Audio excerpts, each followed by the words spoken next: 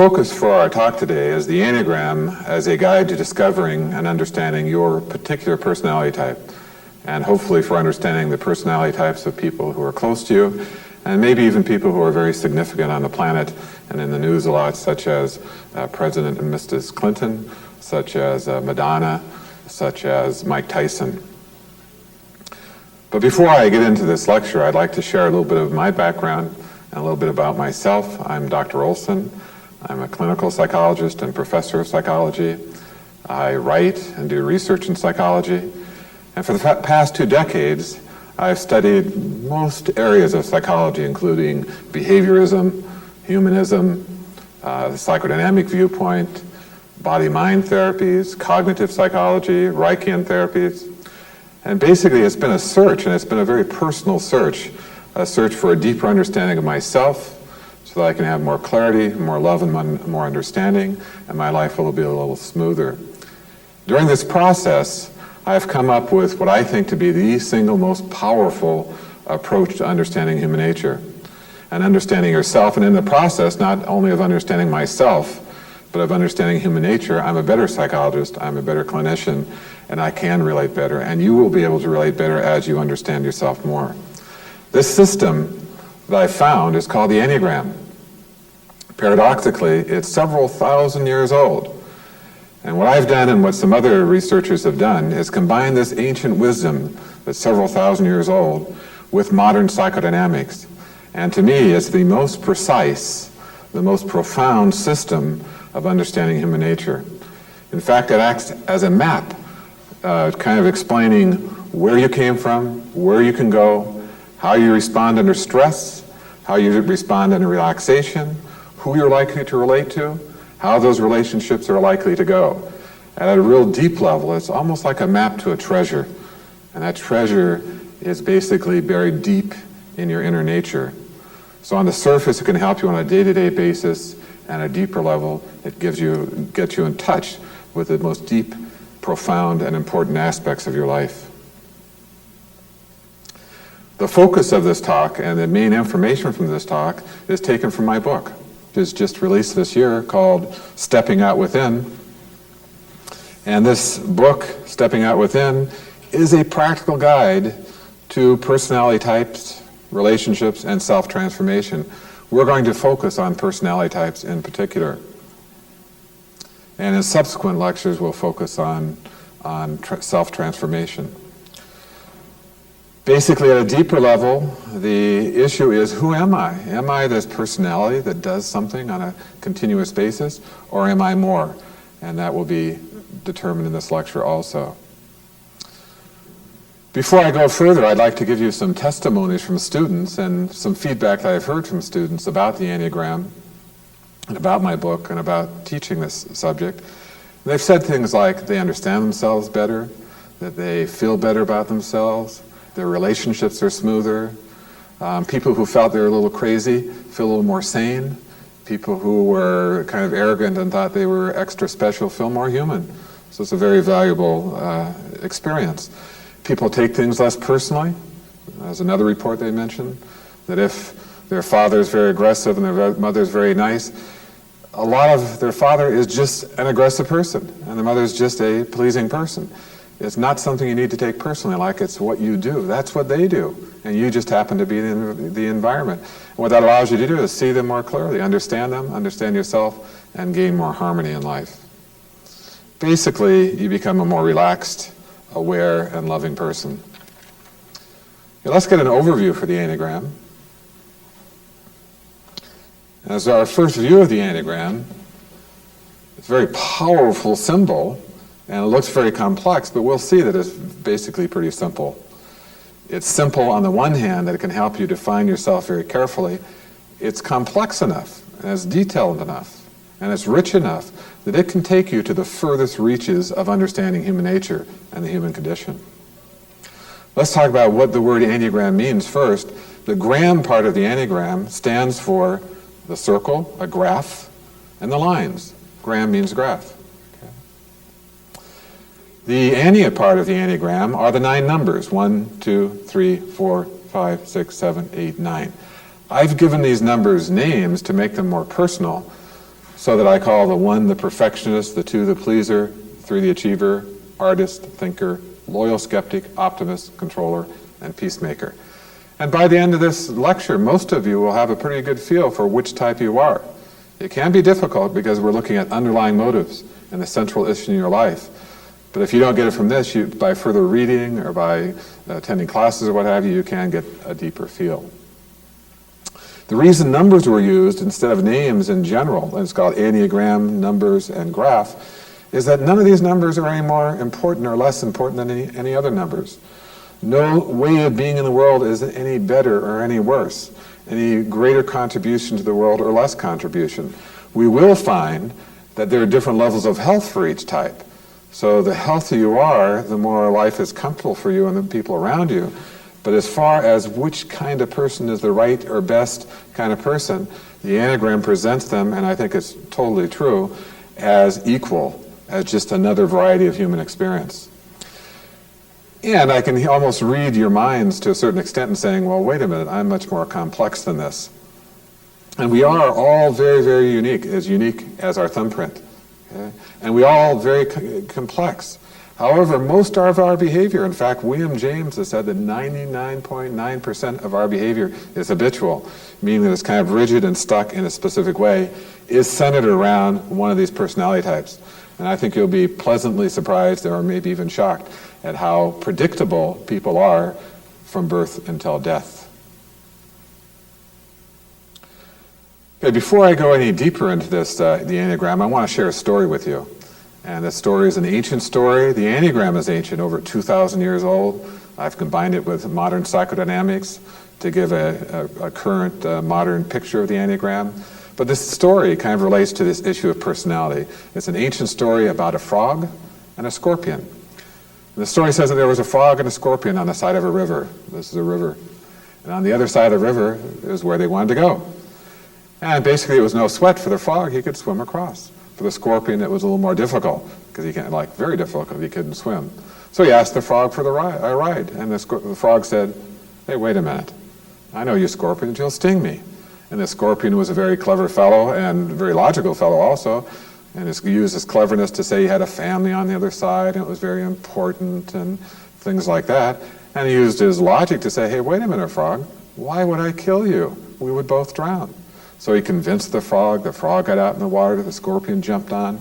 They're going across the water, and all of a sudden the scorpion stings the frog. It's like, wait a minute, says the frog, what's going on here? We're both going to die. Why did you do that? And the scorpion says to the frog, because that's what scorpions do. It's a very profound message, because basically there's something that we do.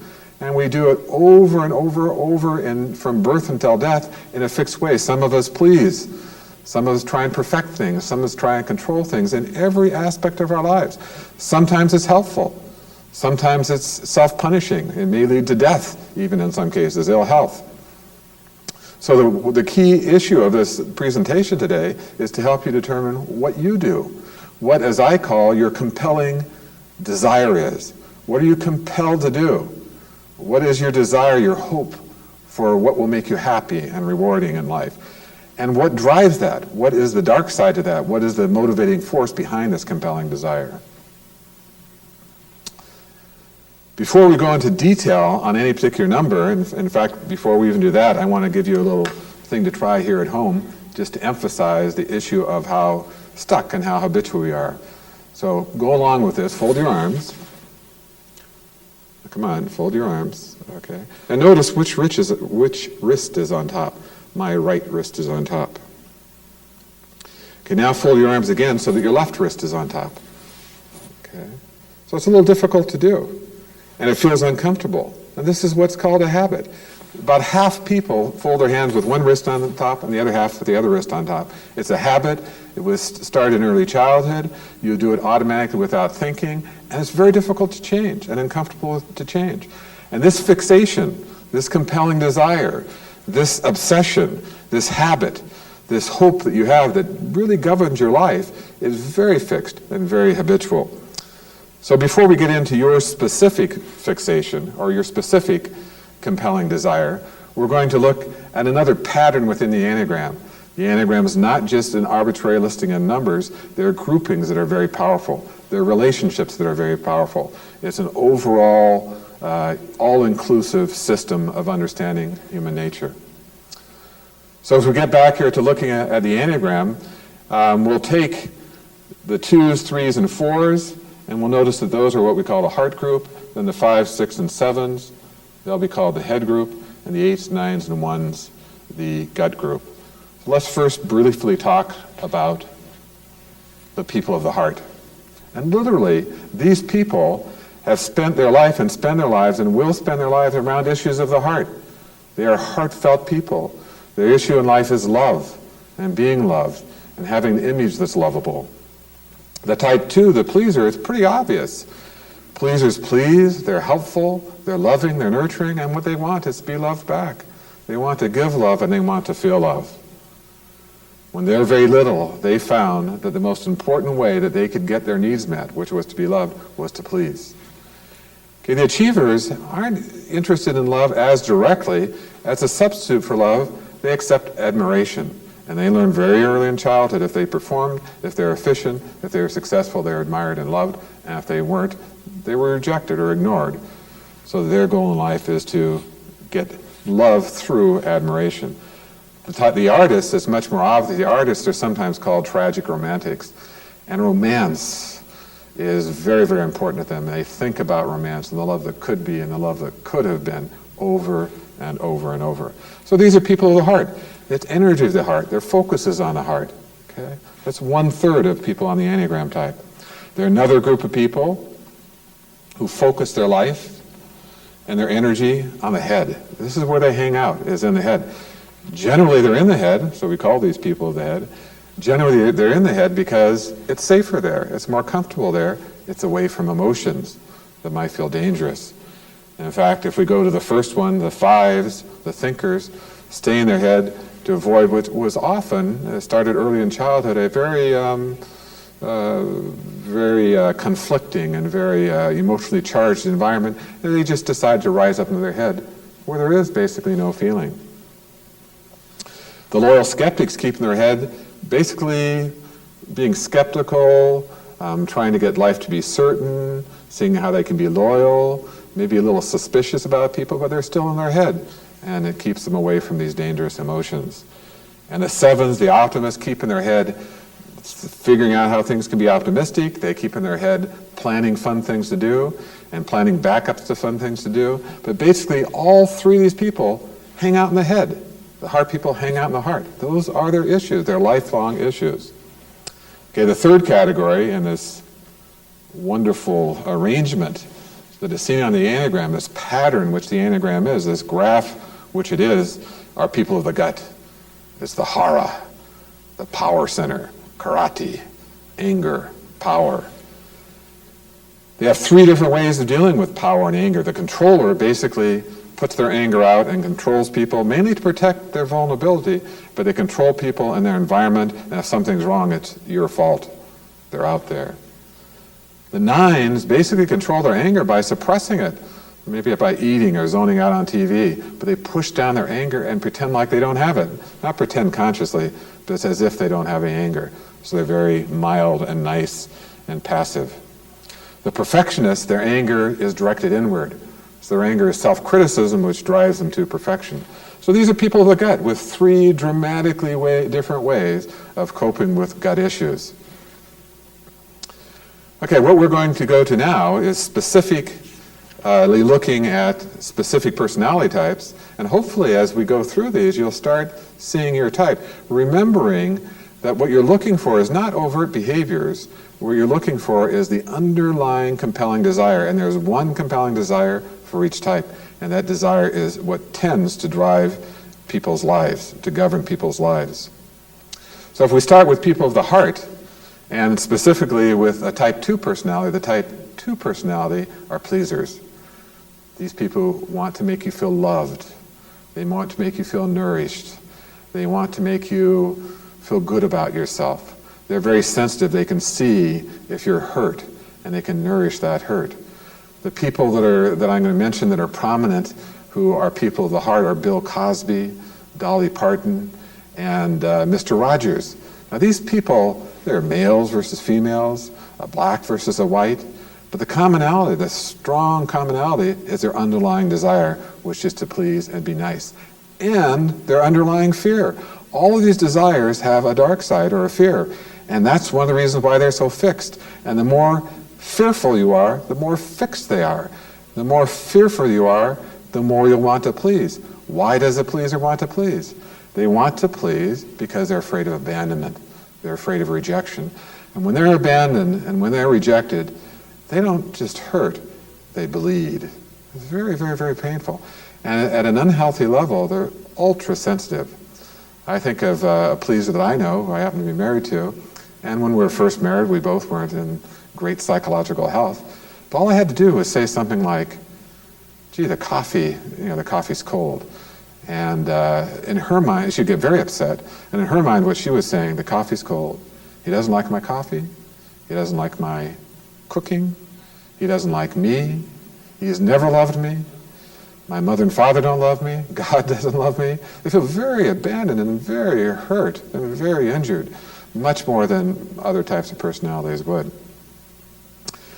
So the good news is that they're very sensitive and they're very open, and their heart is very open and their life is filled with a lot of love. The bad news is, especially if they're trying to give a lot, if they're very fearful, they can drain themselves. So an unhealthy two is so interested in pleasing other people, in shopping for them at Christmas, in buying them gifts, in giving them suggestions, they forget themselves. And they drain themselves, they become exhausted, they start feeling like victims. And they can end up at an unhealthy level with panic attacks or other overwhelming emotional issues that are due to anxiety. At a healthy level, as they get healthier and healthier, they realize that to be able to give to someone, they have to be giving to themselves. They have to be nourishing themselves. So they start loving themselves, and then out of that love, they start loving other people. And as this happens, instead of giving and draining themselves, they start giving from an overflowing. Their cup is full. And out of this overflow they're giving, then they don't feel like a victim. They're not angry and feeling like, gee, I give so much. No one can ever give back what I give. So with all these personality types, we'll find that, again, that there are different types with a compelling drive, with a fear, and with different levels of health that they respond to and that they live in. They can be manipulative and possessive. The good news is they'll want to be with you. The bad news is that you might feel smothered by them or drained by them at an unhealthy level. They feel that love is everything and that to feel good and not feel rejectable, if things aren't going well in the relationship, they'll increase the intensity of love, feeling that if they love you enough, if they're good enough, if they give enough, you could not possibly leave them, could not possibly not want them. Okay, let's look at how they respond under stress and relaxation. And as far as stress and relaxation are concerned, all of us respond in very specific ways. We're very predictable, like the scorpion was very predictable. But we don't always respond in the same way, and in particular, when we're stressed or when we're relaxed, we tend to move in a certain way. It's like a multiple personality, like Jekyll and Hyde. We tend to move in specific ways. So for a pleaser, these nice, sweet, lovable, kind, giving people, when they get stressed, they go into the controller. The controllers are anger-bound. The controllers are blaming and attacking. And it's like a sudden shift. An argument erupts, okay? And just as predictable when they're relaxed. They move to a 4 when things are going well, when love is flowing, when things are going the way they want. They relax and they loosen and they open up and they go to the artist. And as an artist, life becomes so much, their love life becomes so much of a tragedy, somewhat of a tragedy. They feel it's that way. So you're having a loving experience, a loving relationship, and all of a sudden they're saying things like, oh, this is too good to be true. Oh, I know this could end at any time. Oh, could any love last? Could any love be the way I really want it to be? It's like, give me a break. You know, they're normally very sweet. When they're stressed, da-da. When they're relaxed, da-da. It reminds me of a story I heard. There once was a girl who had a little curl right in the middle of her forehead. And when she was good, she was very, very good. Very, very good. When she got stressed, that wasn't part of the story, she became horrid. Okay. Oftentimes they'll feel that way. After they recover, they'll say, whoa, I got out of control, I blamed, I attacked, I threw things. They'll come back, and what do you think their solution is? What do you think they try and do? They do, like the scorpion, they do what they know how to do. They do their fixation, so they'll increase the intensity of that, and it'll become more pleasing to make up for this apparently bad behavior. So that's the way it is with all of us. We react specifically under stress and relaxation. Okay, let's move on to the type 3, the achiever, again part of the heart group. And the people that come to my mind when I think of the achiever are Jane Pauley and Donald Trump.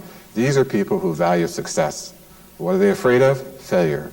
And the more afraid of failure they are, the harder they'll work. In fact, I think of one man who was, for his second marriage, his first wife had left him because she was thought he worked too much.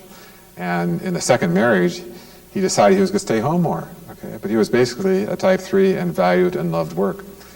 And so he would stay at home, and he got these migraine headaches, these terrible headaches. He just couldn't do it. So the solution, because they're still married, was for her to go to work with him and work side by side with him. Because what tends to happen is they work very, very, very hard. They have day appointment books, they have week appointment books, month appointment books. Efficiency is very valuable.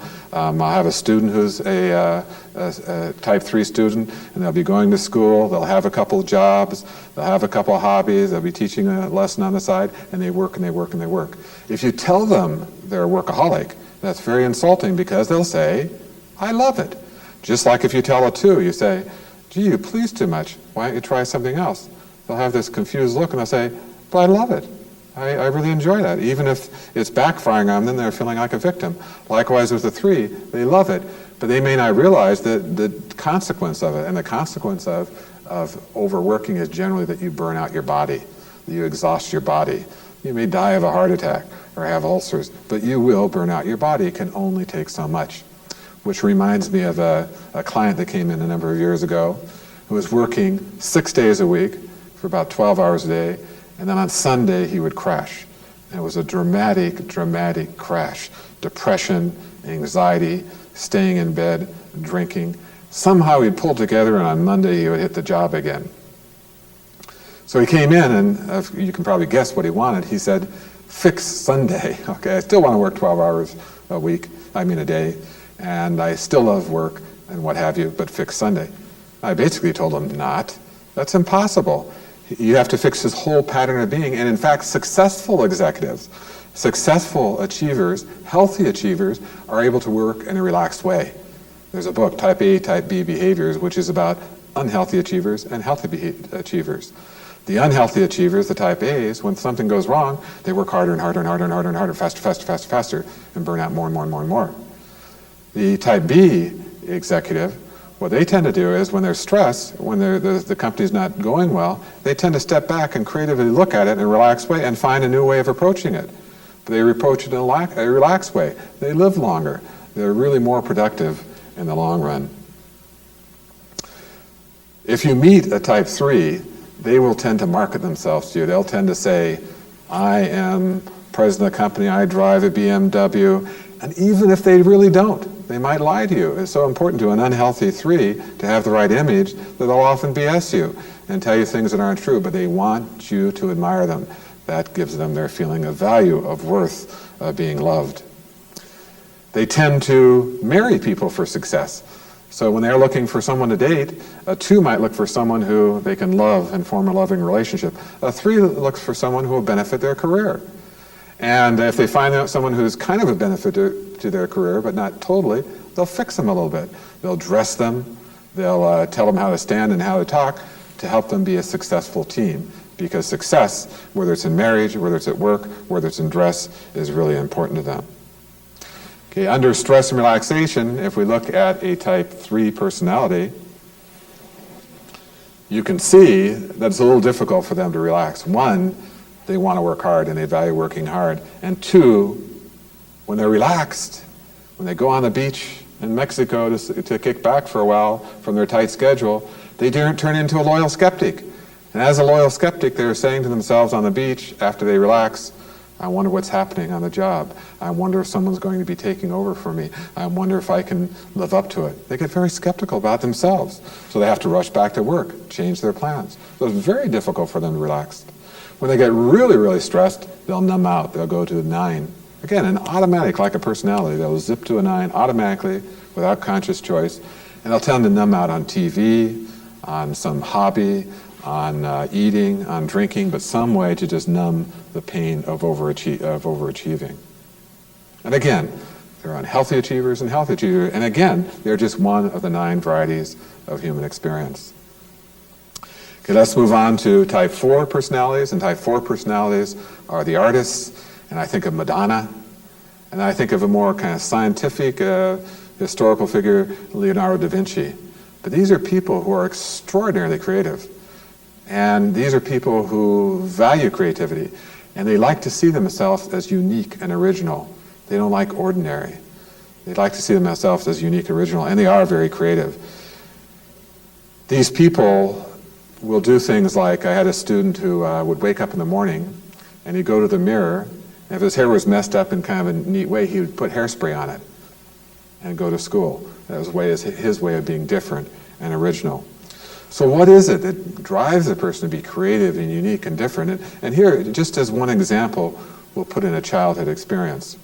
Because for types 4, it's more obvious how their childhood influenced their behavior for the rest of their life. Basically, when we're young, when we're babies, we think we're the center of the universe. We feel like the world revolves around us. So if we're taking a walk in a yard or down a street at night, we're 2 years old taking a walk, we look up, we see the moon, we think the moon is following us, okay? If we put our hands over our eyes, okay, not only do you disappear, but we feel we disappear. Magic, we're invisible. Pretty stupid, huh? But that's normal for a 2-year-old child. So if you're a 2-year-old, and if your family's basically treated you pretty nice, and you feel like you're in the Garden of Eden, that you're loved and things are nice and going well, and then you lose it. A parent dies, or somebody gets sick in the family and everyone pulls to them, or there's an economic crisis where the family has to go to work. You feel abandoned. And all of us, when we're abandoned, we feel like it's our fault. When you're 2 years old and you think the moon is following you, okay, then it's really your fault. And you, as a 2-year-old, at a deep level, you're saying to yourself, well, how could this be? Why are they pulling away from me? It must be my fault. I must be defective. I must be not okay. I must be not lovable. And that feeling is what permeates the life of a type 4 basically forever. This is one of the reasons why romance in their life always has a kind of a tragic twist to it. When they talk about romance in their life, it'll be something like, I recall a student who had met this girl and they really hit it off and he was going to take her out. But as a creative type 4, he didn't want to do something ordinary. He wanted to do something creative and special. So instead of buying her flowers, he found a cabbage. He got a cabbage and he cut it up very artistically into this beautiful flower. He didn't want to meet her at a normal time, so he met her at midnight. That was going to be his first date. And you get this real build-up, and the build-up, even in the build-up, there's a sound of tragedy, there's a sound of excitement, and a sound of creativity. Then the story goes, and all their stories tend to have this tone. He meets the girl, he goes to meet the girl at midnight, and she's out with another guy. Or she's died, or she has an incurable disease. There's something very tragic, and the stories tend to be like that. And their life tends to be centered around issues of romance in a tragic sense, the love that could have been, the love that will be, the love that was. And this is the way their life goes. Around this original tragedy, the tragedy of being kicked out of the Garden of Eden, feeling like they're not okay. This creativity that they have is really accentuated by two things. One is by mood swings. All type 4s have mood swings. Less when they're healthy, less severe when they're healthy, more severe when they're unhealthy. These mood swings come out of the blue. We all have mood swings, ups and downs, depressed, elated. They have these mood swings that are very dramatic and come out of the blue. You could be if I was a 4, which I'm not, I could be standing here giving a lecture, feeling good about it, and all of a sudden a depression washes over me. And I might even feel suicidal, just out of the blue. And then maybe 10 minutes later it'd be gone. Okay, out of the blue. So you can see how they'd have the depths of human experience, the depths of depression and the heights of elation and creativity. And out of this is what evolved their art, their dancing, their music. Because all type 4s, no matter what career they have, no matter what job they're doing, do value creativity, creative expression. It expresses their eliteness and expresses the depth of their being. Another way we can see how type 4s are very creative and why they would be the great creative people in our world is by looking at how they respond under stress and relaxation. And you can see, I remember a student, she was an artist, and literally she was an artist. So when I say artist, again, it means creative, not drawing or painting. So she was very creative. She was a drawer, she was a painter, a watercolor painter. And she would have an art show. You know, she'd have this great art show, and everything would start going well. The tension would start reducing. She'd start getting relaxed. Then she would switch automatically to the perfectionist. So here she is amongst this art, and she starts getting very judgmental, which spurs her on to greater artwork. So you can see why they would be great artistic people. It's interesting to note when they're stressed, they tend to become a pleaser. Okay? So what that means is if you're married to someone who's a 2 and you want to get them to please you, then put a little pressure on them. Maybe, huh? So anyway, that's the artist. Okay, let's move on and talk about the type 5, the thinker. And the thinker is part of the people of the head. It's like Albert Einstein, Richard Feynman. These are Nobel Prize winners. They're in the head, as we mentioned once before, to avoid feelings in the body. It's like a room, a small room that they hang out in. And in fact, in their life in general, they hang out in a small room. They'll tend to have a private place, maybe a room that they lock. Or maybe if they're a kid and the family doesn't have a room for them, they'll lock themselves in the closet. But they need time alone to think and not to be overwhelmed by emotions. I always kind of wondered, because I'm not a thinker in that way, how someone could be a computer programmer, stay awake all night, and just delve into the depths of computer programming with no practical application. It's because they love it. It's what they do. Just like a pleaser pleases, an achiever achieves, an artist is creative, thinkers think, and they think in detail, they think precisely, and they love it. Because they're in their head, they're very independent. So if you find a thinker at a party, they'll tend to not be very influenced by other people. They'll tend to be observers, watching what's happening rather than participating, because they're detached from their emotions and detached from you. If they get tired, they might lay down asleep on the couch, or they might just walk away from you without any social grace, because they're into their head. They often have collections. They like precise thinking, and they like to go in detail on precise thoughts, and they like special, unique collections. So this doesn't sound too special and unique, but I had a number of mothers who had 5s for children, and basically they said that these 5s collected confetti. They had massive collections of different kinds of confetti. As adults, so it might be something different. Their voice, they talk slowly and precisely, unemotionally and definitively. I had a type 5 who was helping me learn the computer program, and it almost felt like an insult to me, because he was standing over me saying, now turn on the computer, now do this, now do that. That's their way. They're methodical. In a relationship, the way they share their love is by sharing information. If they really like you, they share very special, very secret information. Let's see how they respond under stress and relaxation.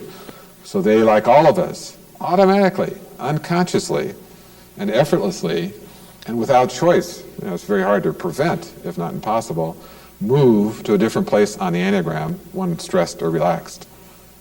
So here the type 5, when they're relaxed, they become a type 8.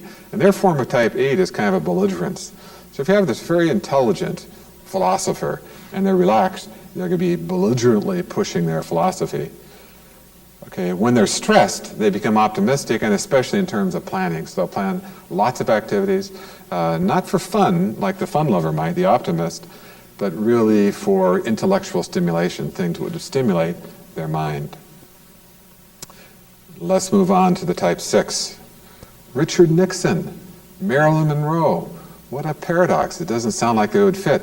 But again, we're talking about the underlying desire, the underlying compelling desire, and the underlying fear. And the compelling desire for Richard Nixon and Marilyn Monroe is to feel secure, okay, is to feel safe. And to do that, they're very loyal, they're very predictable, they're very obedient, and at the same time very suspicious, very on guard of how other people might treat them. They are people you can count on to get this sense of predictability and reduction in anxiety. They will tend to become, as a career, post office people or Marine Corps people. And so you can see that the career of a particular person fits also with their personality type. Paradoxically, some type 6s are very risk-taking. So the Evel Knievel is a type 6. And what Evel Knievel would do is kind of test the most risky situation to kind of reassure himself of his skepticism of whether or not he could do it. So not all people taking high risks are that way, are type 6s. But paradoxically, whereas most type 6s want to be safe, predictable, loyal, and true, some type 6s will take high risks as a kind of a way to reassure themselves that they are capable and strong. Type 6s are often very friendly, so that type 2s are very friendly. You know, they want you to feel loved, they're very giving. Type 6s are very friendly. It has a different tone to it. You might meet them and you say, gee, here are two very friendly people. You know, well, this one's probably a pleaser because they're friendly. Well, why would someone, a 6, someone who's a loyal skeptic, be friendly? They're friendly and warm often because they want you on their side. They'll feel more safe and more secure if you like them, if you're on their side, versus a type 2 who wants you to feel loved and accepted so that you'll love and accept them. They won't be abandoned. So you can see why sometimes it can be difficult to say, gee, I like to be around people, I like to be nice to them. Am I a pleaser or I'm skeptic? You have to look at the underneath motives. You have to say, is it due to a fear of abandonment or is it fear of anxiety? And that's where you get the deeper clarity. Okay, under stress and relaxation, if we go to a type 6, how they behave. Type 6s, when they get stressed, work very hard. A friend of mine is a type 6. And as a type 6, he works very, very hard. It's out of anxiety more than out of a love of work like a normal type 3. A 6, when they're working as a type 3, they're stressed. They're feeling extra anxiety, but they're very, very productive. When they're relaxed, they tend to zone out. And we talk to a type 6 who, and when they talk about their zoning out, it's like, oh, it's this pleasurable kind of numbing experience where basically I don't feel the anxiety, the uncertainty that often permeates my life. Okay, let's move over to type 7. There's the optimist. And I think of Magic Johnson and Joan Rivers. One's a comedian and one's just a happy-go-lucky guy. And I especially think of Magic Johnson because in a way, even though I know he's a type 7, it kind of amazes me. He's so optimistic because that's what 7s are. It amazes me that he is so happy all the time and wants to make other people happy and jokes and wants to have fun. It amazed me that after finding out that he had the HIV virus, that you could see that he was very optimistic about it. This is going to work out. And he had a lot of plans. Well, I'm going to get an MBA team, and I'm going to play in the Olympics, and I'm going to do this, and I'm going to do this. That's the way a type 7 copes with stress. They rise up to their head, think optimistically, and have multiple plans. They want to keep life light, away from any pain. They want to keep life fun for you and for other people, for themselves and other people. So these are the people, too, who will want to make your life happy, and they're interested in being around happy people. I think of a type 7 I know who dates, and what she'll say is her main response to the people that she dates will be like, oh, he was so fun. If you ask her, well, what else about him? Oh, he was so humorous. He told such good jokes. But their main focus in life is being optimistic and having fun. There's a dark side to that, just like there's a dark side and a painful side to all these personality types, so that when you're overly optimistic, you can get into trouble. In a way, Magic Johnson was overly optimistic in how people on the basketball court would respond to his problems, okay? So when you're overly optimistic and looking at the world through rose-colored glasses, you can do things that maybe other people wouldn't do, but you can also find yourselves in problems that other people wouldn't get themselves in. When you do crash, when you do face reality, it's a bigger crash because you're further away from reality when you're optimistic. One of the complaints that optimists get from people around them often is that they'll feel like they're too superficial or too lighthearted. They're not taking the world serious enough. So there's always good news and bad news with with all these types. The optimist, the fun lover, the type 7 wants to have fun. And they think about fun things. And I was talking to a student who was a type 7, and she was talking about a concern about death. And it just didn't seem to fit the type 7 image for me. And I asked her, well, when are you really concerned about death? And she gave an example. She said, well, last weekend she was going to go to a big party on Saturday night. And in the morning, she started getting worried because she really wanted to go to this party. And she thought, what if I died before the party? So she really wasn't concerned about death per se, but it would interfere with her optimistic, fun-loving plans. As optimists get healthier, they tend to slow down, get more focused, and they're still lighthearted, just like all of our types tend to stay in their own track, but there's more of a focus, more of a balance in their optimism and in their lighthearted life. Okay, let's look at how they respond under stress and relaxation. And when stressed, if you have a lighthearted, optimistic college student, they're having fun and partying, and they start getting stressed about grades, they can become a perfectionist. So they can get very good grades in college when they get stressed.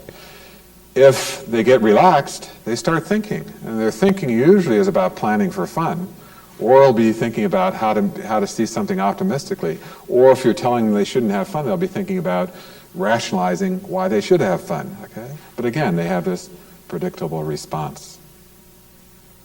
Okay, let's move into the gut group, the types 8, 9s, and 1s. And it gets more interesting right now in terms of public figures, because this is the beginning of a new presidency, and there have been a lot of jokes and poking at the presidency, and especially the relationship between Hillary and Bill Clinton. And what we find is both of those people in the 8-9-1 category. In fact, Al Gore is there also. If we look at the type 8s, that's where Hillary is. So Hillary Clinton, Roseanne Barr, Mike Tyson, these are power people. Okay? These are people who want to be in control. They're called controllers. Okay? Their fear is vulnerability. Their fear is this soft person inside. And deep down inside Hillary and inside of Mike Tyson and inside of Roseanne Barr is this very, very tender, very vulnerable person. So this armor, this body position, this controlling their environment is to protect this vulnerability. It's not to hurt you, but it's to protect their vulnerable inside. One of the ways you'll see people protect themselves who are type 8s is how they approach other people.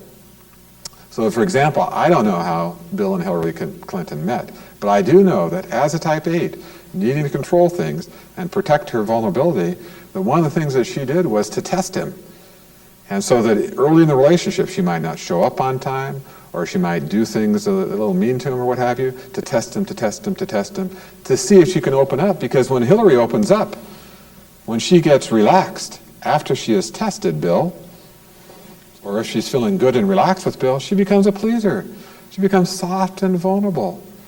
You know, the control and power is lost. She becomes a puppy dog, okay? So it's a radical automatic shift. If you attack Hillary, you know, basically she is the dominant power in the White House. If you attack Hillary, she gets stressed, and her thinking, and she's a very bright woman, her thinking comes to her rescue. And her thinking is around making her right and you're wrong. So it's not the thinking of an abstract thinker who's just trying to investigate something. It's justifying her need to control.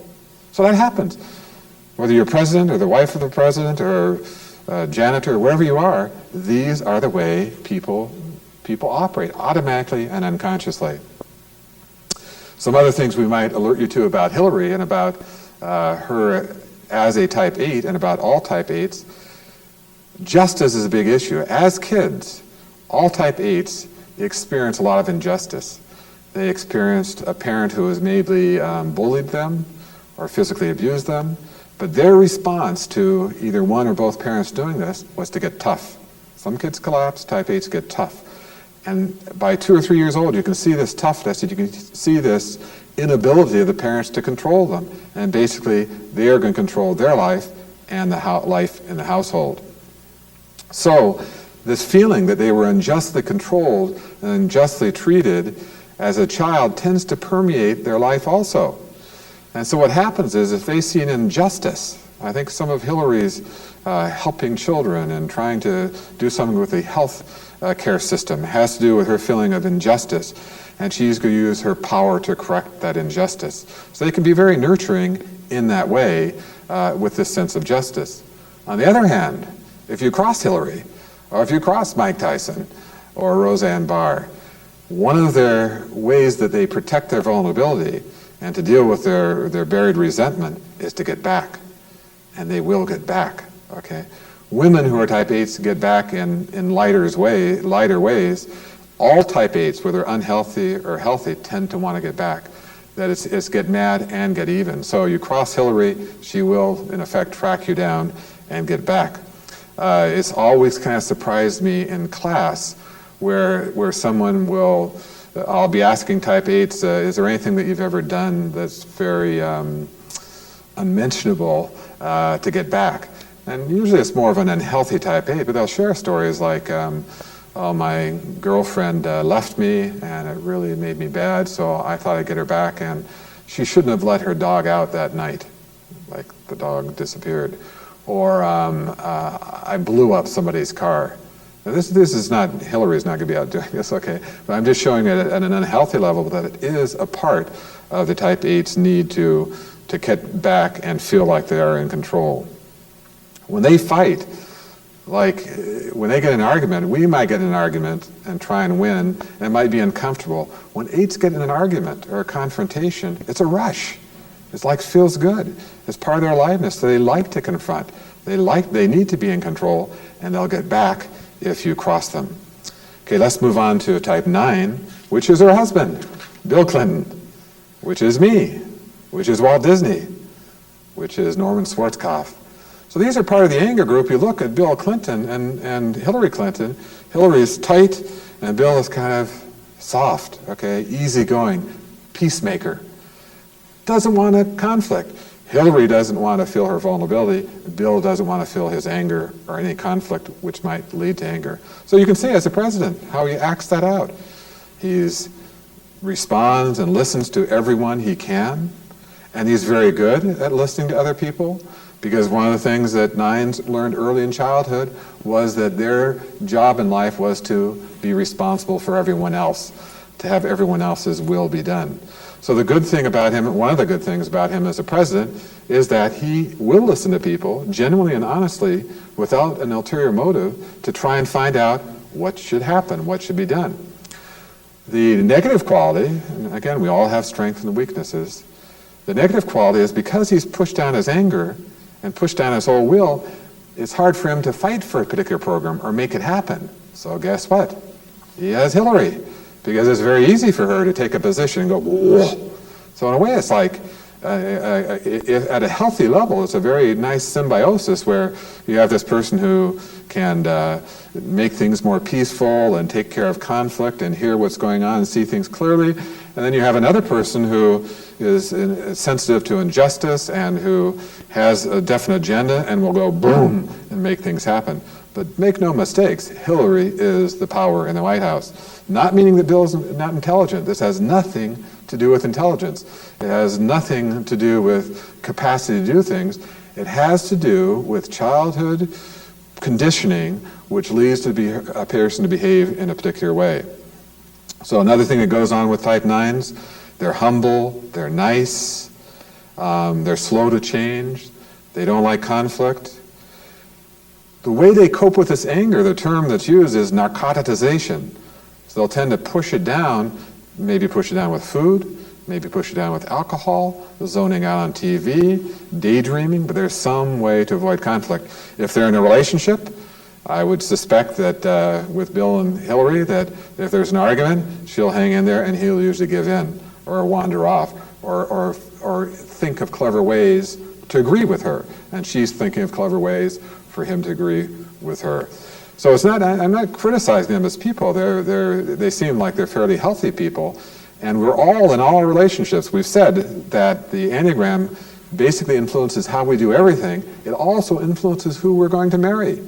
And the fact that Bill was looking for someone powerful and she was looking for someone who was soft and she could be powerful with. Under stress and relaxation, just like all the other types. Bill Clinton, whether he's president or a farmer or whatever he is, like me, when we're stressed, we react in a certain way, and when we're relaxed. When I'm feeling good and relaxed, when Bill's feeling good and relaxed, which he must be a lot of the time, he is an achiever. Look at him, working very, very, very hard. He's not zoning out on TV. He is very, very productive, very, very in the achieving mode. Okay? When he is under stress, he gets very doubtful, very skeptical. So under stress, he's going to be wondering about, could I be president, and am I doing the right thing? And again, he can look to Hillary and she'll say, yes, we are doing the right thing. These are automatic responses, automatic behaviors. When nines are run around other people, it's not only that it's not like they want to please them like a pleaser, they almost take on the reality of that other person. They're so concerned with avoiding conflict, what they're around you is basically thy will be done. They find themselves doing what you want to do, not to please you, but just because they don't have enough of a will of their own. So you can see again how Bill and Hillary would interact.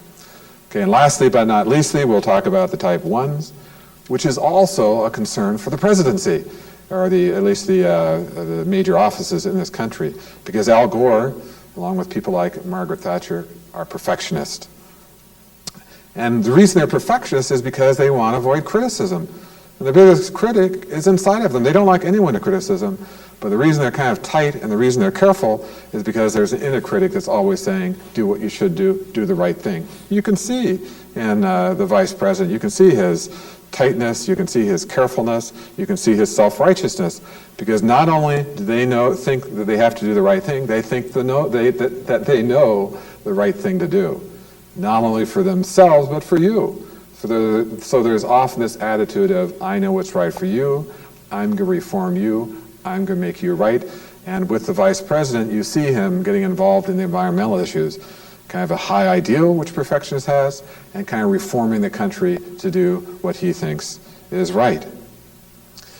It's kind of interesting if you look at the way they respond under stress and relaxation. If you look at Gore under stress and relaxation, or any type 1, when he's stressed, he'll tend to become an artist. And that tragedy that an artist has in terms of, oh, life is such a sweet romantic drama, his tragedy will be in terms of some goal he has. He'll be like, isn't it a tragedy that everyone couldn't follow the environment the way I think it should be, or treat the environment? And isn't it a tragedy that we have to work so hard on correcting people in this direction? There's the same kind of tragedy, but it has to do with some perfectionistic ideal instead of in terms of love. When relaxed, the perfectionist tends to go the optimist. And when they're the optimist, they tend to be more optimistic about their plans. They tend to be into planning things to do. They tend to lighten up and relax. Okay, now you've gotten an overview and a feel for the entire Enneagram. I want to reinforce some of the things that I've said, and I want to kind of give you a feel for why it can be so difficult for you to pick out your particular type, reminding you that it's not your behavior, but it's your underlying motive that is the key factor in deciding it. So if we look at people like Al Gore, the perfectionist, if we look at people like Hillary Clinton, the controller, or if we look at some achiever, the controller, the perfectionist, and the achiever all work very hard. They all are very efficient, they are very productive. The reason for that is radically different. The perfectionist from self-criticism, the controller out of fear of vulnerability, and the achiever out of fear of failure. So if you're getting confused, which people often do, like am I a 3, am I a 1, or an 8, this is a way to look at it. Look at these underlying desires. Okay, just wrapping it up, I'm going to do a brief review of the Enneagram, bringing back our first chart, and just reminding you that this Enneagram is over 2,000 years old. It's been combined with modern psychodynamics. There are 9 people on the Enneagram, whether you're Bill Clinton, or whether you're Marilyn Monroe, or whether you're Bill Cosby, you're no better or worse than anyone else. You know, hopefully you can be healthier as that type.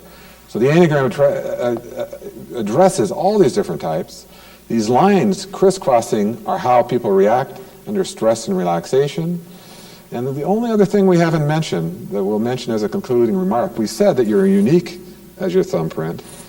We said that you're all in the Enneagram, and some of you are now saying, well, I'm not exactly that, I'm not exactly that. On the average, you'll tend to hang out around a particular type, near a particular type. We call these wings. So if you're a 3, if you're an achiever, your wings are a 2 and a 4. These are your wings, are on both sides of you. If you're a 3, but lean in this direction, so basically on the circle of the Enneagram you're here, you'll be a 3 that's gentle pleaser. You'll be interested mainly in achieving, but you'll be a gentle pleaser. If you're a 3 that hangs out over here in this wing, you'll be a 3 who is more artistic and creative. So again, the emphasis here and the incredible beauty of this is that it describes the whole human condition. You can get into a feel how you got to be that way. You can get a feeling for where you're going to go. And with this, basically, as we said at the beginning, you can experience what other students have experienced. You can love yourself more. You can feel better about yourself. You can be more clear about your career. You can be more clear about your relationships. And most importantly, the main goal I have for studying psychology is to recover the treasure, is to use the Enneagram as a map to follow, to give me aid and direction to find the treasure that's within me and the treasure that's within all of you. And all of our attempts, whether you're Bill or Hillary, are to find that treasure. Her efforts to control, her efforts to avoid conflict are to find that treasure. And the real way to find that treasure is as you balance yourself out, as you become more healthy, it starts revealing itself.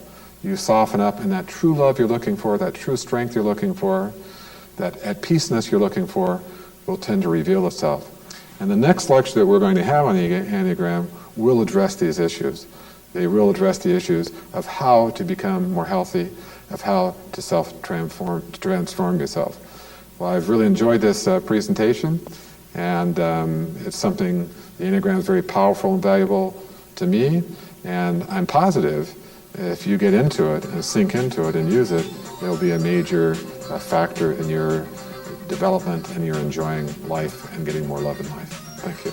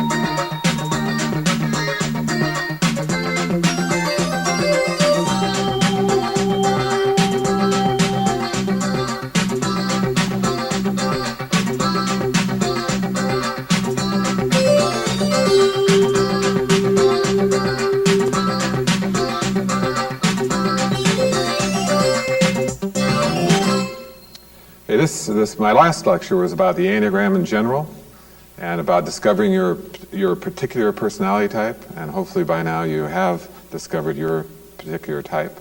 And this lecture is about becoming your potential, about becoming more of what you're capable of becoming. Just kind of as an aside, before the show started, Tiffany, one of the students here, mentioned that they had read in Us magazine, and another student mentioned they had read in Allure magazine, that the Enneagram is becoming in. Psychoanalysis is out, and in one case numerology is out, and the Enneagram's in. It's kind of heartening to me, because as I stressed in the last lecture, this is extraordinarily powerful. It's the most powerful single system of understanding, the most quick and the most powerful in the long term that I've ever encountered. And I wrote this book that basically this information is taken from. And I was always as writing this book and lecturing on it and talking about it, not many people had heard about it. It was so extraordinarily powerful, it surprised me. It's kind of heartening to see that it's making it into the mainstream. So we all want, at a deep level, we want love, we want to feel secure, we want to be expansive, we want to be creative, we want to have good relationships. And most of the ways we approach it are kind of dead end. We may not realize it until later in life that we're climbing a ladder, and we're very successful at climbing this ladder to success, but it's leaning against the wrong wall. It's going in the wrong direction. So the focus of this lecture, Becoming Your Potential, is to help you set a direction in a direction that will work. And in a few minutes, we'll focus on 12 different recommendations for how to become your potential, how to become more of what you want to be in life and more of what there's a deep longing for in life. But before we do that, I want to share with you a story that relates to the general direction and the general focus of all personal growth. And the story is about a person who was out in front of their house and they were crawling on their hands and knees looking for a key. And they're searching and searching and searching. And a police officer walked by and basically asked the person, "Hey, can I help you? What's the matter?" He said, "I'm looking for this key. It's very important. I need to find it." And the policeman got down on his hands and knees with the person. They were crawling around, searching together. And then the policeman thought, "Hey, wait a minute. Where'd you lose the key? Let's think about this logically." And the guy said, "Inside my house." The police officer said, "Wait a minute. If you lost it inside your house, why are you looking out here?" Yeah, and he said, "There's more light out here. The electricity's been cut off from my house." That's pretty stupid, okay? But basically, the message is that the key to discovering your potential, to recovering your potential, to becoming your potential, is inside. We keep looking for it outside because it's easier. If I get the right relationship, I know that right job, when I get a lot of money, okay, when I'm on vacation, when I retire, when I die, I'll be happy, okay?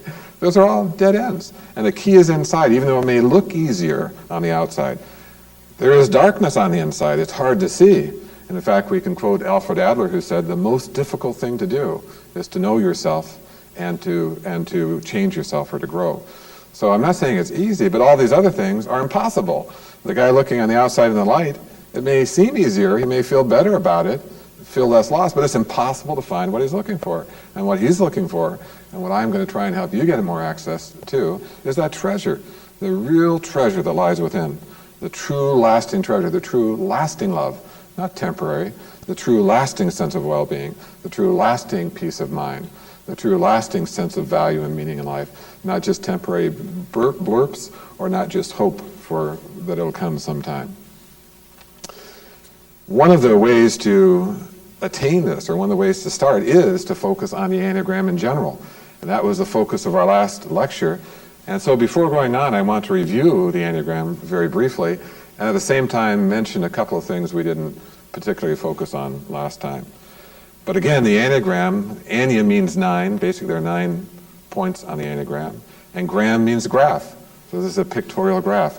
And as we mentioned last time, it's not just arbitrarily arranged, it's very highly specific and organized, both from the standpoint of the organization around the circle and these connections. So last time we mentioned how a type 2, when they're stressed, becomes very aggressive controller. It's likely to have these multiple personalities. The other thing that we didn't emphasize last time, but especially for those of you, I would say maybe if that was your first lecture last time on the Enneagram, maybe certainly over half of you found your personality type. And the ones that are still struggling, one of the reasons you might be struggling is because all of us have all of the personalities within us. We're all huge multiple personalities. But there's usually one type that dominates, like 80 and 90% of your life, and that's what we mean when you say, I'm a type 1, or I'm a type 2, or I'm a type 3. That's most of your life. But all these factors are there, so that's a little confusing. It takes a little sorting out. And what we just touched on at the end of the last lecture is the idea that on each side of you, on the Enneagram, are what we call wings. And these wings color or flavor your Enneagram type. So for example, me, I call myself a peacemaker. And the main issues in my life, the main focus in my life, the main source of joy, the main source of problems have to do with avoiding conflict and avoiding anger, which is what peacemakers do. However, there's another personality that's very powerful in my life. It happens to be the perfectionist. So I'm mainly a peacemaker, but I lean, in Enneagram terminology, I lean towards a perfectionist.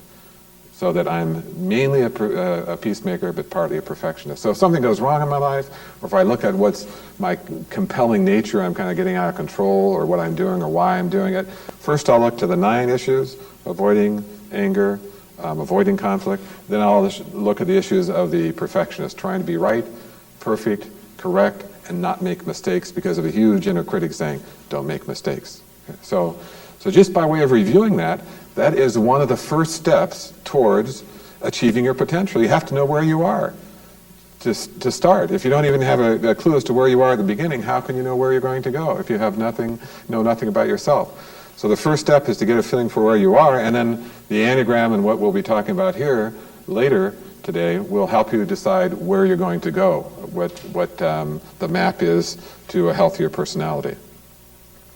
One other thing before I leave the Enneagram, one of the things we didn't stress, well, I guess we did kind of stress last time, was the issue that once a peacemaker, always a peacemaker. No matter how much healthier I get, I'll still have, peacemaking will be my issue.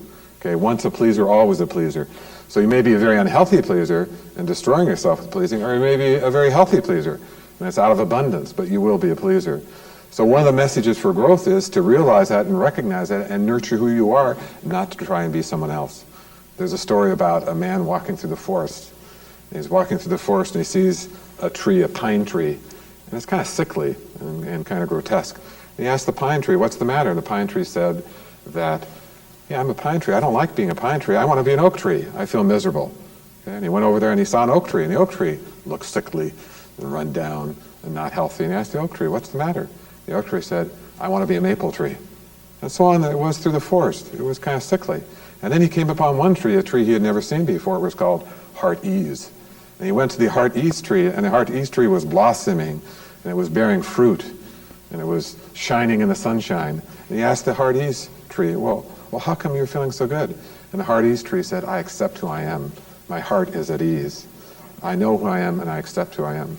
So part of the message for the Enneagram is accepting the pain and the pleasure of your type, and accepting that you are a particular type, a particular tree, and that you can grow, but you need to grow and expand as your type, not as someone else's type, not trying to borrow someone else's way of being in the world. So basically that's the first recommendation in pursuing your personal potential. We'll put up here on the chart, on the easel, the other recommendations. The first one, become familiar with your specific personality type. And the second one has to do with investigating how your personality type relates to others. Because one of our big hopes, and we all have hope with money, we all have hope with a new job or what have you, but one of our biggest hopes is in a relationship. And we hope that somehow, if we find the right person, that person will make us whole, will make us feel loved, will make us feel secure. And usually it does kind of happen for a while. But ultimately, it can't work. Because basically, what we're doing is we're trying to balance ourselves and become whole through another person. Okay? So in general, when you're looking for someone else as a partner, okay, you're looking at people who look nice, maybe who have similar interests to you, maybe even have similar looks to you, have similar values to you, similar hobbies, and so on. So these are things that are similar. That's one of the bases for how we select partners, okay?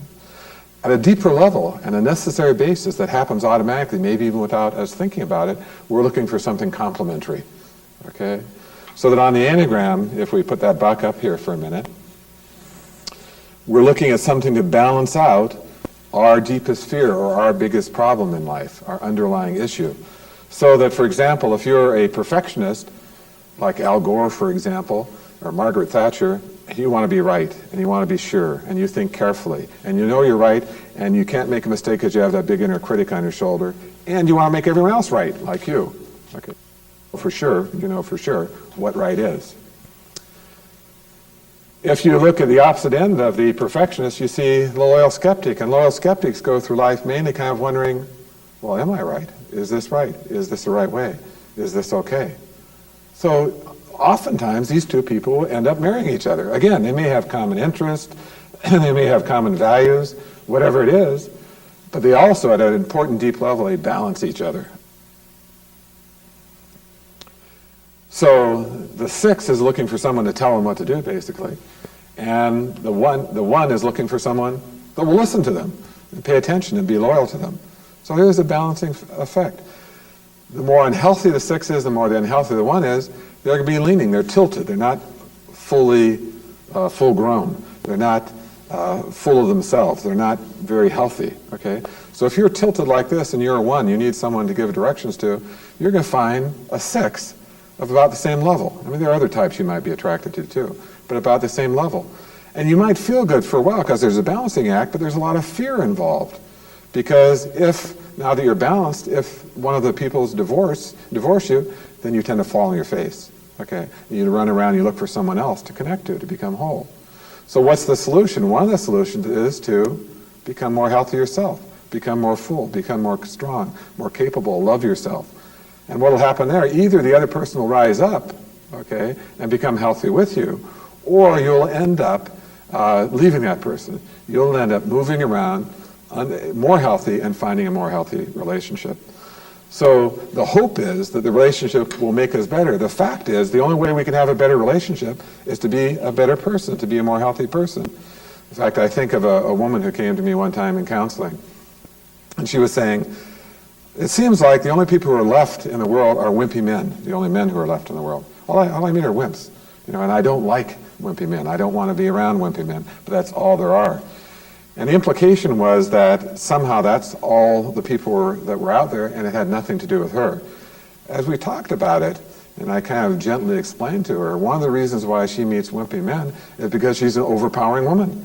Okay? And the only people who will be around her are wimpy people. Strong people won't be around her. And that if she becomes more whole and balanced inside, she'll find more whole and balanced people. And in fact, we worked on it for a while in therapy, and in fact, it was almost like magic, she said. It was like, as I became more healthy and more full and more okay, I tended to see only healthier men. The wimps disappeared. It's almost like the world changes as you change from the inside out. One of the quotes, or one of the statements I made in my book that was, a lot of people recommended that I didn't put in there, has to do with this same issue. And it was basically the issue that we marry people, we hang around with people on a deep level who are of the identical level of mental health as we are. It's pretty frightening to see. When they're looking good and they're feeling good, it's nice. Oh yeah, I have a wonderful wife or husband and I'm wonderful. But when they're looking, not so hot, it's like, I'm really wonderful, but they've got the problem, okay? So the message basically there is, one, your relationship provides a mirror for you, and two, that if you want to improve the relationship, you have to improve yourself. People come in for marriage counseling, you ask them where the problem is, they go, it's over there. It's always the case. They might get divorced, and again, they go limping around, and they find someone of equal mental health and repeat the same problems. So the value of looking at the Enneagram and realizing that, one, you're going to balance yourself. Everyone does. It's not a prescription. It's not like saying you're type 1, look for someone like a type 6. It happens. You gravitate towards people who balance you. So it's becoming aware of this and becoming aware of that there is some balance that goes on, but also aware that if you want your relationship healthier, you have to improve. It's not fixing the other person, but it's fixing you. And again, that's what this lecture is about. Okay, another way that you can become more healthy and become more motivated to become more healthy is understand how you got to be where you are. How did this happen? How did I get so tilted? Why am I so distant from love or distant from security and longing for that? What went on? So what we'll look at is a chart as we move in that direction, which shows symbolically you from childhood to a level of unhealth, actually. So that basically at birth, you don't really even have a circle around you. Okay, there's a circle around here, so this isn't quite at birth. When you're born, the umbilical cord's cut, you're still psychologically connected. Okay, you and mom are one. You feel what she feels what you feel. You don't have any boundaries. You don't know where you stop and she begins. So a healthy thing, a necessary thing for babies to do is form some boundaries. And they form a boundary. This is me, and that outside is you. It allows them to function. If the world is overwhelming, and all worlds are overwhelming to a very vulnerable baby, okay, so they're easily hurt, they're easily injured. So a lot of the babies will thicken their boundaries. And if the environment's really unsafe, they'll thicken it even more. If it's really unsafe, they'll thicken it even more. Unsafe, they'll thicken it even more. And in addition to thickening it, there's kind of a covering up of this love and strength and beauty and all those things we want. So it's not like we're talking here about finding something on the outside, looking for that key on the outside, or becoming something different, becoming a different kind of tree. We're uncovering or rediscovering who we really are at a deep level.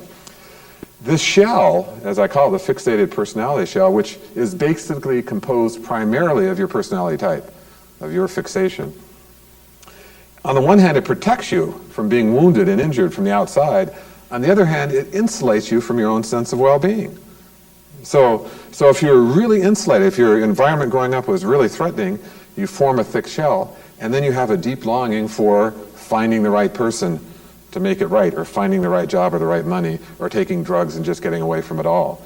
But you're cut off from who you really are. As you get healthier, you get less cut off, and hopefully more whole.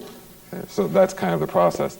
And you didn't know this. You can't remember sitting there and saying as a baby, I think I need to create a shell. It's somewhat automatic, some sort of innate intelligence which allows you to do that.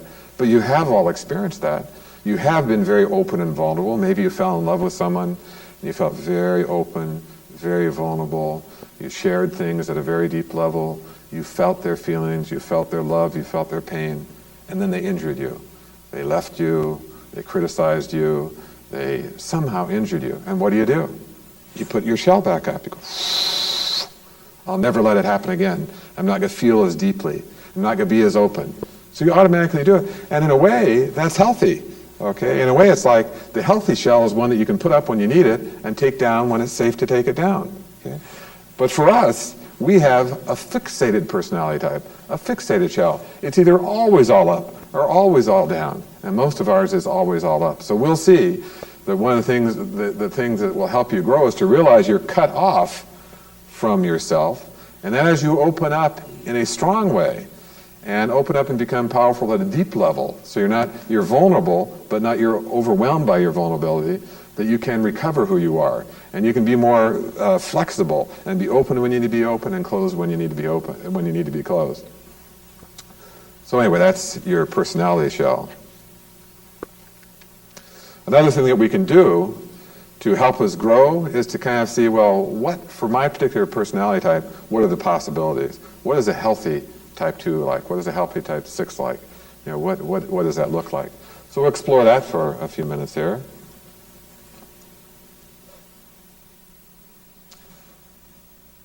And I'm going to be talking about all 9 types here, and there might be a tendency for your mind to drift or you say, well, that's unimportant to me when I'm talking about a different type than yours. But remember, you are all 9 types. There are elements of all 9 types in you. And as you get healthier, hopefully all these elements start getting healthy. In fact, they do tend to move together. So that, for example, all of us have the perfectionist attitude sometimes of being intolerant when we're really upset. Or if we're really dysfunctional all the time, we're always intolerant, okay? Judgmental. And when we get healthy, we get tolerant. We go from dysfunctional, barely being able to function in the world, to normal, to feeling pretty healthy, where things flow at a nice, easy level. So for all of us, and the perfectionists in particular, as you get healthier, this will be the way you go. And to get healthier, you can practice moving in this way. For the type 2, the pleaser, needy manipulator, dysfunctional, insecure pleaser, normal, nurturing when they get healthy, coming out of their fullness. Type 3, exploitive user, the achiever, I need to get to the top, no one's going to stop me, I'll step on you, use you, whatever I need to do to get to the top. At a more healthy level, they're the compulsive achiever. At a very healthy level, they're a relaxed achiever. They work and they enjoy their work, but they're not all stressed out, they're not all tense, and they can relax when they need to. The type 4, when they're very dysfunctional, they tend to be alienated and tormented. They tend to be self-absorbed at normal level. And when they're healthy, they're centered and sensitive. 4s are the most sensitive people on the Enneagram. And at an unhealthy level, it just blows them away when they're sensitive. At a healthy level, they're able to tolerate it and remain centered in spite of the threatening emotions. Okay, the 5 level, at a dysfunctional level, they have strange thoughts. You know, the thinkers, when they get in their head and they are very dysfunctional, very clouded over, very thick shells, they tend to start having very bizarre thoughts, okay? As they get healthier and healthier, they go to just being overly analytical, and when they get very healthy, they're a comfortable expert. They still think a lot, and they still focus on thinking issues, but they're very comfortable with it and not alienated from the world. Okay, a loyal skeptic, dependent and insecure, as dysfunctional, traditional, as a way to feel good when they're normal, and capable and loyal when they're healthy. A type 7, impulsive escapist, run for fun when they're dysfunctional, hyperactive generalist, normal, and adept in several areas healthy. You'll notice these normal ones are not like pleasurable. It's not like fully healthy, and the normal person is not in a wonderful state of being. Type 8, we kind of mentioned Hillary Clinton last time. Is Hillary Clinton ruthless? Is she domineering, or is she powerful? Okay, I'll tell you. I'll guess. I think Hillary's fairly healthy. I'd say she's probably between dominating and powerful. Okay. Only Bill knows, huh? And we get down to Bill Clinton at type 9. If he's very healthy, he would be withdrawn and lethargic, which clearly he isn't withdrawn and lethargic. If he's pretty healthy, if he's normal, I should say, he's conforming of self. He kind of conforms to his environment. He tends to conform a lot. If he's very healthy, he's supportive of himself and others. Okay? And as we said before, you're going to have the same level of health as your mate, as your spouse. So we could say if Hillary is someplace between dominating and powerful, Bill is probably someplace between conforming and supportive, because those go hand in hand. So this can give you a feel for what direction to go and how it will feel as you get healthier and healthier. And these are states of being. We all move back and forth. Sometimes we're dysfunctional, sometimes we're healthy, but tends to be a level that we hang out in. And as you get healthier, you tend to hang out in healthier levels. Okay. Before we get into this chart, I just wanted to remove it. We're going to talk about the shadow. We're going to talk about the darkness. And we really didn't mention much about that in the last lecture because a lot of people don't want to address the shadow, the darkness. The only way you can grow, there's no other way, the only way you can grow is to face your darkness, is to face your shadow, is to face your unconscious fears. And we'll look at specific unconscious fears for each type. But in the meantime, we'll just address the issue that you have to face them. Because if you don't face them, and the more fearful you are, the bigger they are, the harder they're to face, the faster you'll run from them. And there is a story about a man who was afraid of his own shadow. And you look down, you can imagine this, looking at your shadow and being frightened. So what he did was run. And he ran, and he ran, and he ran. As he ran, the shadow kept up with him. Same thing's true in your life. You run away from your fear of abandonment or run away from your fear of vulnerability. It doesn't disappear. It goes right with you. But he was running and running and running from the shadow. He ran and ran and ran and ran, and it kept up with him. It didn't change. And finally, he died. That's not exactly a poetic story.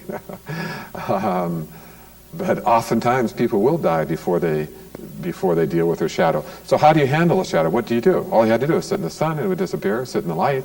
Mythology talks about the shadow all the time. It's talking about us. Dracula. Where's Dracula? In the dark night, in the shadows. How do you kill Dracula? One of the ways, shine a light on him. Okay? So one of the ways to deal with your issues is not to run away. It's more difficult, but it's the only way, but is to face them, to shine some light on them. So for me, as a peacemaker, one of my shadows, or part of my shadow, is avoiding conflict and avoiding anger. And I make a conscious effort to, when I start finding myself avoiding it by overeating or by zoning out on TV, to go, wait a minute, what's going on? Is there some conflict I'm not facing? Is there some anger that I need to deal with? And as I do that, I become healthier. I kind of gather myself back together here. It's really important to be able to face this shadow. Even now as I'm talking, I'm thinking about this sadness that's coming up. It's kind of like part of me resists it and part of me allows it. Because I know that part of what loosens that shell around me is that sadness.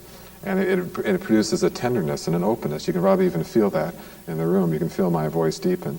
Now I have to get back on the lecture, so hopefully I can pull that shell back up and deal with it.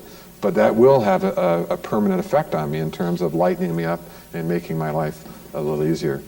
So let's look at your specific shells and the specific shadow for each type, and at student comments about how they experience their shadow. So the perfectionists, where are they running from? They're running from high expectations and self-criticism. Okay? What does it feel like? There's chronic worry and tension. You may not notice it. If you look at Al Gore, he doesn't look like he's chronically worrying or in tension, but you see that tenseness in his body, that carefulness in his being, which has to do with chronic worry and tension. Quoting from a student who is a perfectionist, basically on the dark side of their personality, I feel constantly threatened or beaten up by my inner critic. That's not a comfortable feeling to be living with. And the way you run away from it is into doing things right, not making a mistake. The shadow for a pleaser is the fear of rejection and abandonment. And the feeling that's underlying there is anxiety and depression. And one of the quotations from a type 2 pleaser is, "I bleed when people don't appreciate me." That's really sensitivity. You can see why they might keep a thick shell, have a long shadow, and run into pleasing people to escape.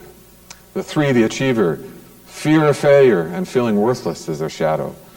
And the feeling that goes with that is work-related stress and body burnout. And one type 3 said, "I don't feel personal worth unless I'm working hard." In other words, I feel worthless if I'm not working. That might keep you running. Type 4, the artist, the shadow, fear of being seen as inadequate. Okay? And what goes with that is unpredictable mood swings and an attempt to feel adequate and then feel adequate and going back and forth. And one type 4 said, "I frequently, for no apparent reason, become depressed and feel worthless." So this is this rhythm of feeling worthless and then feeling elite and feeling worthless, the shadow. 6, the loyal skeptic. 5, the thinker. Fear of feeling emotional, of being overwhelmed by emotions. And what happens is an isolation from the personal aspects of life. And as one type 5 said, "I'm so detached from other people and my own emotions that sometimes I don't think that I am human." Okay, the number 7. 6, let's get in order here. The loyal skeptic, fear of unfair treatment from others, constant worrying and anxiety. And the expression of the student, "I can't sleep because I worry about how people might treat me in the future."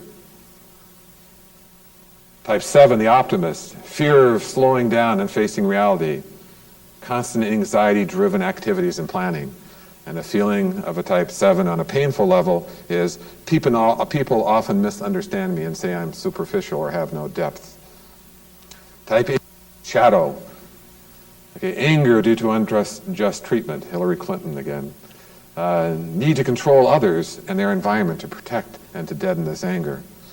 The statement of a type 8, "When my protective wall of control goes down, I am very hurt easily and I have to be on guard." A type 9, the shadow, repressed anger, deadening of personal energy level. Quotation for a type 9, "I lose my sense of identity around people and give in to their wishes easily." Okay, let's move on to another recommendation for improvement. And this will have to do with specific things that your particular type can do to improve yourself. So we've been talking about specific issues. Now we'll talk about specific recommendations for improvement. And we'll go to our next chart for that. And even though, again, these are specific for specific personality types, all that means is this is where you hang out the most. This has the biggest impact on you. This will be most beneficial for you to focus on. Okay? But you all have every personality type, and you all have all these issues inside. So all of these apply to you, just to varying degrees. So the perfectionist needs to say prefer instead of should, which sounds like, gee, that's kind of lame. But basically they have this intensity. The world should be this way. You should be this way. I should be this way. Should. And they're kind of shooting on themselves. And it gets deep and stinky. And so they need to lighten up a little bit. And whether it's Al Gore as a perfectionist or Margaret Thatcher, it's kind of like, hey, I prefer this way, I'm going to work to get it to be this way, but I'm not going to run around tense and running from a shadow of criticism to make it that way. The pleaser, the type 2, realize that when you please and give too much, you become overtired and feel used. Learn to give out of abundance. I recall recently a couple of 2s in a class saying that they said no to someone for the first time. That's basically taking care of themselves and loving themselves and creating abundance of love within them that they can share from a position of strength rather than draining themselves and feeling like a victim. The achiever, honor your body, live a long and productive life. Achievers want to be admired, they want to be looked up to, they want to feel worth. If you burn up your body and you die at 30 from a heart attack, okay, for one, people are just going to say, that was stupid. It's not exactly admiring you. But if you nurture your body and use your capacity, your strength, your gift of being productive and efficient, while honoring your body, then you can live a long, productive, relaxed life and really make a contribution, really achieve, and really be admired if that's what you're looking for. The type 4, the artist, become less sensitive to the remarks of others. Don't personalize them. Type 4s, the artists, are the most sensitive people on the Enneagram. Their boundaries are very, very, very, very thin. They retreat into creative ideas as a way to insulate themselves from this sensitivity. So it's very helpful for them to realize that what people are saying to you or doing to you doesn't necessarily mean that you're bad or that you're causing it. 8s control, 7s have fun, ones tend to judge. That's just what they do. It's nothing to take personally. You might want to deal with it however you want to deal with it, but you don't take it personally and hurt unnecessarily. The thinkers, use your highly developed intellect to understand your whole self, including your emotions and your relationships. So there's a tendency for thinkers just to think about things, computers or philosophies or collections.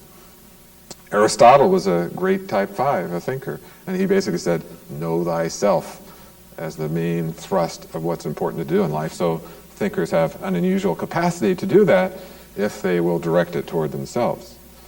Okay, moving along to the type 7s, the optimists. The type 6s, okay, the loyal skeptics. Don't create unnecessary anxiety by overreacting to your feelings of anxiety. So we all have anxiety. Loyal skeptics, their anxiety is just close to the surface, so they feel it more. Okay, but it's not necessarily any more than other people have. Other people have deadened it in different ways. So if you feel anxious,